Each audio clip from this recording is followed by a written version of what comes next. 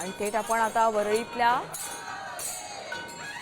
वरळीमध्ये जातोय। तिकडे भक्ती आणि श्रद्धेचा अपूर्व संगम असलेल्या श्री गुरु पादुका दर्शन सोहळा दृश्यांमधून पाहतोय।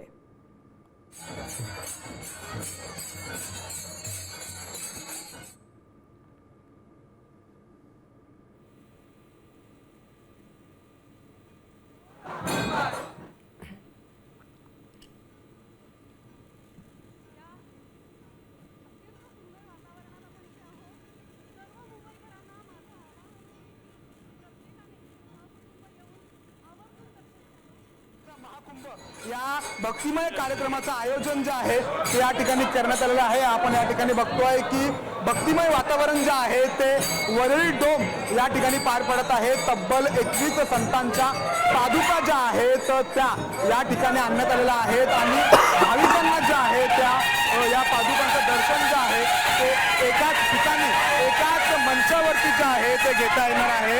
या कार्यक्रमाची सुरुवात जी आहे ती आत्ताच झालेली आहे। सर्व पादुका ज्या आहेत त्या एक एक करून वरळी डोम येथे या दाखल झालेल्या आहेत। थोड्या वेळापूर्वी या पादुकांचा रथामधून जो आहे तो त्यांचं स्वागत करण्यात आलेला होता। एक मोठा रथ जो आहे तो या पादुकांसाठी सजवला गेलेला होता। भक्तिमय वातावरण जे आहे ते सध्या वरळी डोम मध्ये आपल्याला या ठिकाणी पाहायला मिळत आहे। जर का पाहायला गेलं तर भाविकांना जे आहे ते लाखो किलोमीटर प्रत्येक वेगवेगळ्या ठिकाणी या पादुकांचं दर्शन घ्यायला जावं लागतं।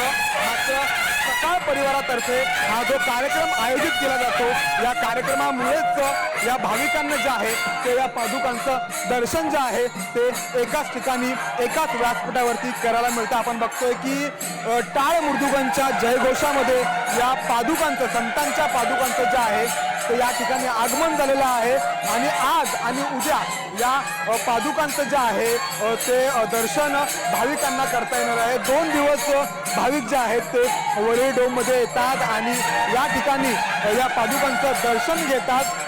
गेले 2 वर्ष, आजचं हे 3रं वर्ष आहे।